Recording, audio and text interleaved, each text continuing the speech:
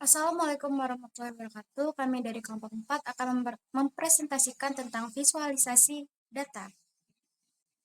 Berikut anggota kelompok kami. Ada Cecilia Putri Subandi dengan NIM 1224512, ada Jacqueline Alkafaela dengan NIM 1224515, ada Nawaf Abdurrahman dengan NIM 1224518, ada Lisa Diana Amelia dengan NIM 1224521. Pertama ada visualisasi data menggunakan fungsi plot. Pertama, membuat vektor data dengan kodingan C1/10 Y, X pangkat 2, dan selanjutnya membagi jendela grafik menjadi 2 baris dan 4 kolom menggunakan kodingan par inprov C2,4, loop type CPLB OHSN for I in type plot XY type I main paste steps I. Output yang didapat adalah setiap type plot menampilkan data X 1 hingga 10 pada sumbu X dan Y, X pangkat 2 pada sumbu Y, tetapi dengan gaya yang berbeda.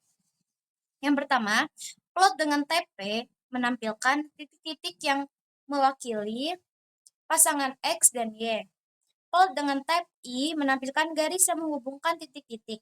Plot dengan type B menampilkan titik-titik dan garis yang menghubungkannya.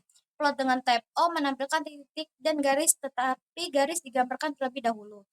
Plot dengan type H menampilkan garis vertikal dari sumbu X hingga titik XY mirip dengan histogram. Plot dengan type S menampilkan grafik berbentuk tangga. Plot dengan type M tidak menampilkan titik atau garis, hanya sumbu grafik yang terlihat. Secara keseluruhan, kode ini berfungsi untuk membandingkan berbagai tipe plot yang tersedia di R dan bagaimana data dapat divisualisasikan dengan gaya yang berbeda. Kodingan pertama, install package table library table untuk membuat dataset trees, table trees, print trees. Penjelasan outputnya, a table 31 dikali 3 menunjukkan bahwa tabel berisi 31 baris dan 3 kolom. Kolom growth height volume menunjukkan nama kolom. DBL menunjukkan type data di setiap kolom. DBL berarti kolom tersebut bertipe data double atau angka desimal. Baris data menampilkan beberapa baris pertama data. With 21 more rows menandakan bahwa ada 21 baris lainnya yang tidak ditampilkan untuk menjaga tampilan data peringkas. Secara keseluruhan, table memberikan tampilan yang lebih rapi dan user-friendly untuk melihat data dibandingkan dengan data frame standar. Selanjutnya, plot tree height trees volume. Fungsi plot juga dapat digunakan untuk membentuk matriks scatter plot. Untuk membuatnya, kita hanya perlu memasukkan seluruh dataset ke dalam fungsi plot. Berikut adalah sintaks dan output yang dihasilkan. Output grafiknya menghasilkan scatter plot yang memperhatikan hubungan antara tinggi pohon dan volume kayu. Titik-titik pada grafik menunjukkan bahwa ada hubungan positif antara kedua variabel tersebut. Seiring bertambahnya tinggi pohon, volume kayunya juga cenderung meningkat. Tidak ada garis atau pola tambahan, hanya titik-titik individu yang menggambarkan data sebenarnya. Plot selanjutnya kodingan plot trees. Dalam kode ini, fungsi plot diberikan seluruh dataset trees, bukan hanya 2 kolom spesifik. Saat seluruh dataset diberikan ke plot, fungsi ini akan secara otomatis membuat scatterplot matrix. Scatterplot matrix dari variabel VA variabel growth, height, dan volume. Grafik ini akan menampilkan scatterplot untuk setiap pasangan kombinasi variabel. Sumbu X dan sumbu Y menunjukkan variabel yang berbeda. Misalnya, grafik pada garis pertama dan kolom kedua menunjukkan scatterplot antara grade diameter batang pada sumbu X dan height tinggi pohon pada sumbu Y. Diagonal grafik biasanya menunjukkan distribusi dari masing-masing variabel, misalnya histogram atau densitas. Kesimpulannya, grafik ini memudahkan untuk melihat hubungan antar variabel di dataset secara komprehensif. Scatterplot matrix memberikan informasi lebih luas karena Anda akan memvisualisasikannya semua variabel dalam dataset dalam satu grafik besar. Selanjutnya matrix scatter plot. Ada codingan iris stable iris print iris. Dataset iris dikonversi ke format table untuk tampilan yang lebih rapi. Dataset ini terdiri dari 5 kolom: sepalette, sepalweight, petal length, petal weight, dan spices. Output yang dihasilkan adalah tampilan tabel dari dataset iris dengan 150 baris dan 5 kolom. Tabel hanya menampilkan beberapa baris pertama serta tipe data di bawah masing-masing kolom.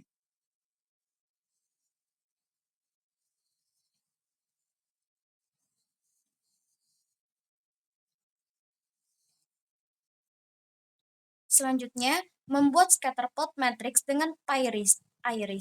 Iris menjelaskan, fungsi Iris digunakan untuk membuat scatterplot matrix dari seluruh variabel dalam dataset iris. Data iris memiliki 5 kolom sehingga scatterplot matrix ini menampilkan hubungan antar semua pasangan variabel termasuk variabel spesies. Output yang dihasilkan yaitu scatterplot matrix dengan 5 kali 5 panel. Setiap panel di luar diagonal adalah scatterplot yang menunjukkan hubungan antara dua variabel kuantitatif. Misalnya sepalette versus petal light.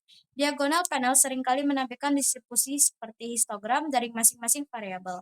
Panel yang melibatkan variabel spesies mungkin tidak bermakna karena spesies adalah variabel kategori. Kesimpulannya, iris menampilkan scatterplot matrix lengkap dari semua kolom di dataset iris termasuk kolom spesies. Panel yang melibatkan spesies kurang bermakna karena variabel tersebut kategoris. Yang selanjutnya, membuang panel bawah dengan lower panel null. Iris lower panel null. Untuk penjelasannya, fungsi iris di sini menggunakan argumen lower panel null, yang berarti panel bagian bawah dari scatterplot matrix akan dihapus. Hanya panel atas yang akan ditampilkan. Output yang dihasilkan yaitu scatterplot matrix dengan panel bagian atas saja yang menampilkan hubungan antar variabel kuantitatif. Panel bawah dihilangkan sehingga visualisasinya lebih rapi dan fokus hanya pada scatterplot di bagian atas. Iris lower panel null menampilkan scatterplot matrix hanya di bagian atas sehingga visualisasi lebih rapi dan fokus pada hubungan antar variabel numerik. Berikutnya yaitu adalah melakukan penghapusan variabel spesies. Caranya dengan membuat objek baru bernama iris2, kemudian dipanggil dataset iris, kurung siku, 1.24 yang artinya mengambil semua baris pada dataset iris dari kolom 1 hingga kolom 4, di mana variabel spesies itu berada di kolom 5. Sehingga iris2 akan menghasilkan output sebagai berikut, yaitu sepal length, sepal width, petal length, dan petal width. Berikutnya adalah membuat matriks scatterplot dari data iris2 yang sudah kita buat tadi, yaitu untuk data sepal length, sepal width, petal length, dan petal width berdasarkan data spesies. Nah, data spesies yang sebelumnya kita hapus akan digunakan sebagai pembeda dari setiap data persebaran data scatterplotnya. Nah, diberi 3 warna untuk menandakan perbedaan dari 3 spesies. Nah, kemudian dipanggil fungsi matriks scatterplotnya, yaitu menggunakan fungsi pairs. Iris 2 adalah datanya, lower panel null artinya di segitiga bawahnya kosong dengan colornya adalah vektor my color yang sudah dibuat sebelumnya.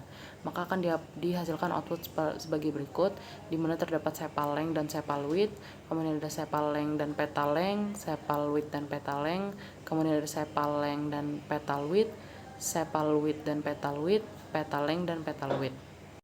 Selanjutnya membuat box plot dari data iris yang ada. Nah, di sini dipanggil fungsi box plot dengan fungsi plot biasa, itu adalah box plot dalam kurung datanya. Nah, kita menggunakan di sini adalah data sepal length dari data set iris. Nah, didapatkan hasilnya sebagai berikut, di mana dari box plot ini dapat kita lihat bahwa tidak terdapat outlier atas maupun bawah dari data sepal length. Kemudian rata-rata dari data sepal length berada di sekitar angka 5,5. Dan nilai minimal berada di bawah 4,5 dan nilai maksimal berada di atas 7,5. Selanjutnya kita masih membuat box plot. Kita akan membuat box plot untuk data iris dari kolom sepal length terhadap kolom kolom spesies terhadap kolom sepaleng. Jadi kolom spesies menjadi sumbu X dan kolom sepaleng menjadi sumbu Y, sehingga terdapat 3 box plot yang akan dioutputkan karena terdapat 3 spesies pada dataset tersebut. Kemudian didapatkan outputnya sebagai berikut. Berikutnya yaitu masih tentang box plot. Kita menggunakan dataset baru yaitu data tooth growth yang tersedia pada RStudio. Kita pertama membuat data tooth growth tersebut menjadi table, kemudian dipanggil dan data tooth growth berisi sebagai berikut. Selanjutnya, untuk membuat box plot, sebelumnya kita ubah dulu variabel dose yang ada pada dataset tooth growth menjadi faktor. Caranya adalah dengan memanggil tooth growth $dose yang artinya kolom dose pada dataset tooth growth diubah menjadi S faktor tooth growth $dose yang artinya kolom dari data tersebut diubah menjadi faktor. Dapat dilihat di outputnya di bawah bahwa kolom dose sudah berubah menjadi faktor. Selanjutnya kita akan membuat box plot dari dataset tooth growth yang sudah diambil sebelumnya menggunakan fungsi box plot seperti tadi. Box plot len garis bergelombang sub kali dose yang artinya membuat box plot untuk kolom sub yang digabungkan dengan kolom dose, nilai unik dari kolom sub dan nilai unik dari kolom dose yang digabungkan terhadap nilai len dari data tersebut. Kemudian datanya yaitu tooth growth dan diberi warna putih dan warna steel blue. Didapatkan 6 box plot yang artinya terdapat 6 kombinasi dari data unik pada kolom sub dan dose, yaitu OJ 0,5, VC 0,5, OJ1, VC1, OJ2 dan VC2. Box plot tersebut adalah terhadap nilai len dari data tersebut. Selanjutnya yaitu visualisasi bar plot. Visualisasi bar plot biasa digunakan untuk memvisualisasikan data yang berbentuk data kategorik. Nah, di contoh ini kita menggunakan dataset baru yaitu data VIDATS. VIDATS ini berisi rural male, rural female, urban male, dan urban female. Kemudian kita buat bar plotnya. Pertama, di baris pertama itu par MF row C1,2.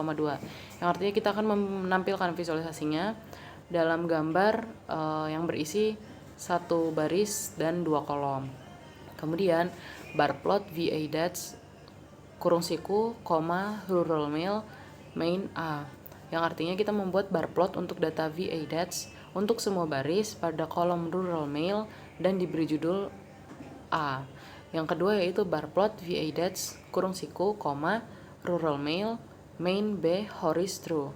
Nah, sebenarnya ini sama aja sama yang A tadi, tapi ini membuat data bar plot dari dataset VIDATS untuk semua baris pada kolom rural male dan diberi judul B, tetapi dia berbentuk horizontal, jadi bar plotnya mendatar. Sementara yang A itu bar plotnya adalah vertikal atau lurus ke atas.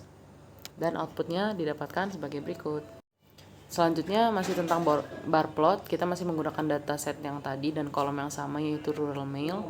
Fungsinya yaitu bar plot, code-nya yaitu bar plot VIDATS kurung siku, rural male yang artinya membuat bar plot dari dataset VIDATS untuk semua baris pada kolom rural male. Kemudian border steel blue yang artinya membuat warna garis pinggir dari bar plotnya yaitu warna steel blue. Kemudian color vektor yang berisi gray, yellow, steel blue, green, dan orange. 5 warna ini akan digunakan untuk mewarnai 5 bar plotnya. Kemudian names.arg sama dengan letter 1 sampai 5, yang artinya nama grup atau nama kelompok, nilai-nilai unik pada rural male diubah menjadi huruf alfabet yang pertama sampai yang kelima yaitu A, B, C, D, dan E. Kemudian horis sama dengan true yang artinya bar plotnya akan berbentuk horizontal atau mendatar. Didapatkan outputnya sebagai berikut.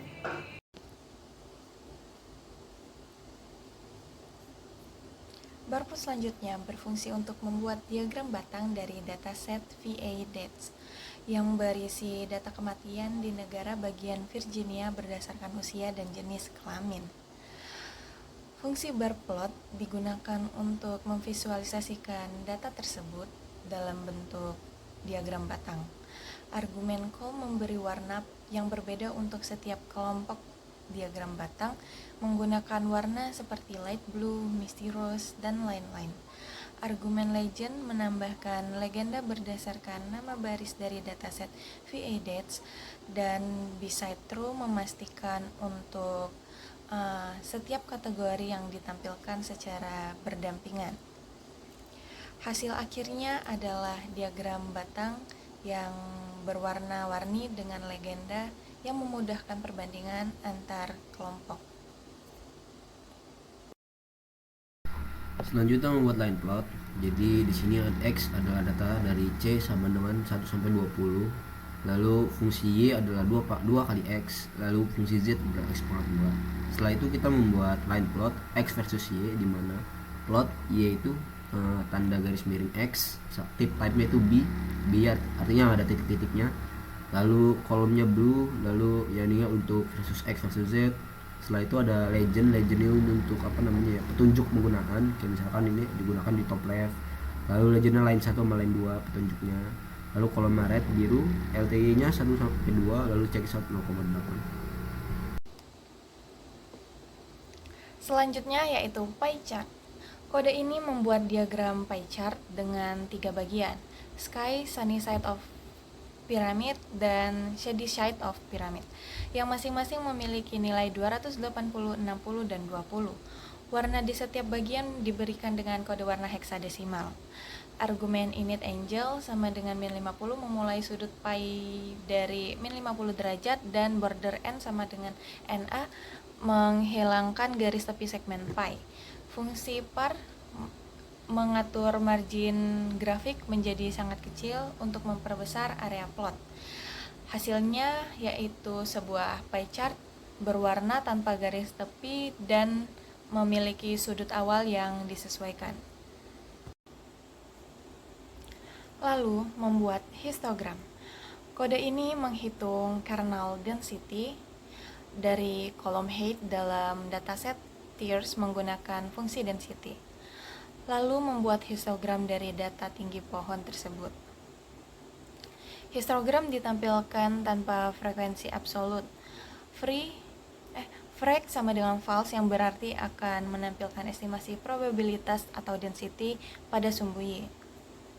Histogram diwarnai dengan warna orange, dalam kurung col sama dengan orange, sementara hasil perhitungan kernel density disimpan dalam variabel dense meskipun belum divisualisasikan pada plot.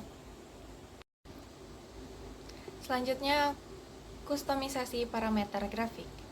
Kode ini membuat diagram batang sederhana dari 3 nilai, yaitu 2, 5, dan 8, serta menambahkan judul utama, label sumbu X dan Y, serta subjudul menggunakan fungsi title. Judul utama diberi warna merah, label sumbu diberi warna biru, dan subjudul diberi warna hitam. Gaya font untuk semua teks diatur menjadi tebal miring, yaitu pada kode font main sama dengan 4, font left sama dengan 4, dan font sub sama dengan 4.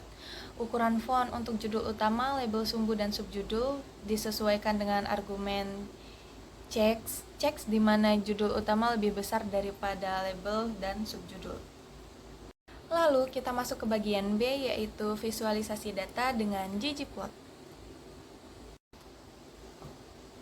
Langkah pertama, kita akan menginstal package yang dibutuhkan dalam pengkodean selanjutnya. Kode ini menginstal package ggplot2 yang menyediakan alat yang kuat dan fleksibel untuk membuat grafik, seperti scatterplot, bar chart, histogram, dan lain-lain. Kode yang memuat package Gapminder yang berisi dataset terkait indikator pembangun global dari berbagai negara. Lalu ada package dplyr dan tribble juga memuat untuk memanipulasi data dan tampilan tabel yang lebih baik. Terakhir, fungsi glimpse dalam kurung Gapminder yang digunakan untuk melihat struktur dataset Gapminder dan menampilkan informasi ringkas tentang variabel-variabel dalam dataset seperti nama kolom, tipe data, dan contoh nilai. Kode selanjutnya yaitu kode yang menampilkan nilai-nilai unik dari variabel year dalam dataset Gapminder. Fungsi unik digunakan untuk mengembalikan daftar tahun yang berbeda. dalam kolom year yang menunjukkan rentang tahun yang ada pada dalam dataset tanpa pengulangan nilai. Hasilnya akan berubah daftar tahun yang terlibat dalam data Gapminder. Lalu kita akan membuat scatter plot menggunakan ggplot2. Kode ini menggunakan kode ggplot2 untuk membuat scatter plot yang memvisualisasikan hubungan antara GDP per kapita dan life expectancy dari dataset Gapminder. Argumen color sama dengan kontimen warna titik-titik berdasarkan benua masing-masing. Fungsi geom_point digunakan untuk membuat titik-titik data, sedangkan scale berfungsi untuk mengubah skala sumbu X menjadi skala logaritmik berbasis 10 sehingga memudahkan interpretasi data dengan rentang GDP per kapita yang sangat bervariasi. Hasilnya berupa scatter plot dengan warna yang berbeda per benua dan skala logaritmik yang ada pada sumbu X. Selanjutnya pembuatan scatter plot dari library yang bernama ggplot. Di sini Gapminder dan nama datasetnya. AS itu adalah variabelnya, ini mana GDP per cap dan juga life x. Dan juga color itu dibagi sama dengan kontinen. Lalu ditambah dengan game point, setelah itu scale x log 10. Selanjutnya box plot menggunakan ggplot. Jadi di sini adalah dataset Gapminder di mana digunakan persen tanda lebih dari 1%. Ini adalah library dari tidyverse di mana kita menggunakan filter tahun dari 1992 atau dari 2007. Lalu kita buat ggplotnya di mana di sini estetiknya atau variabel yang digunakan adalah kontinen dan juga life xp.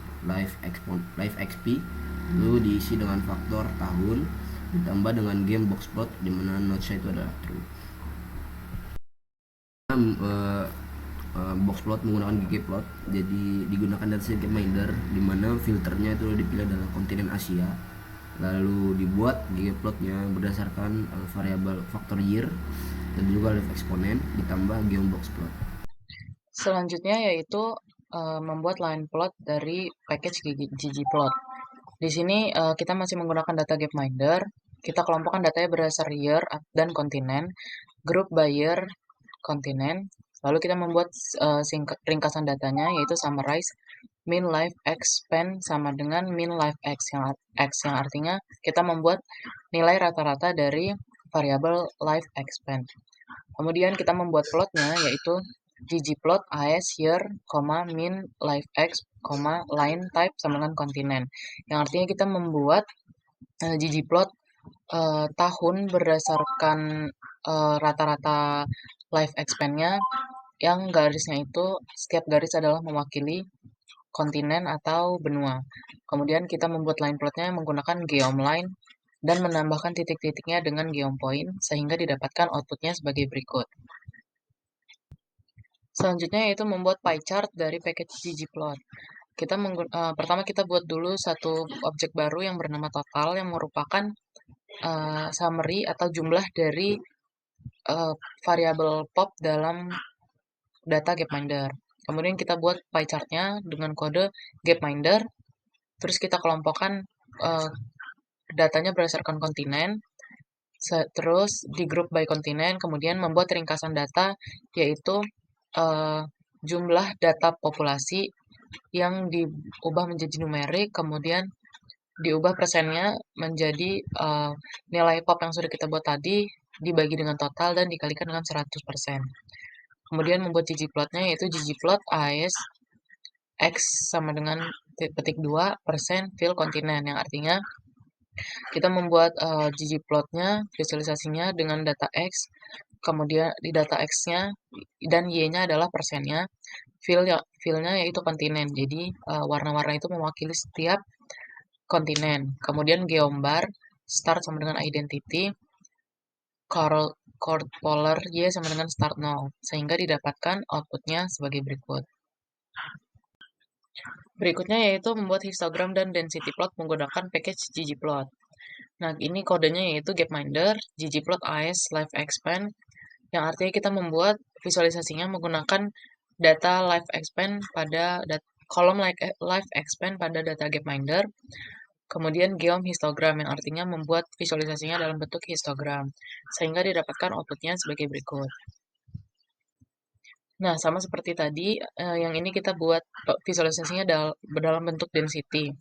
Nah, sama kodenya yaitu gapminder, ggplot is live expand, geom density, yang artinya kita membuat visualisasi density dari package ggplot dengan menggunakan dataset gapminder pada kolom live expand, sehingga didapatkan outputnya sebagai berikut. Sekian presentasi dari kelompok kami, kurang lebihnya mohon maaf. Terima kasih atas perhatiannya. Wassalamualaikum warahmatullahi wabarakatuh.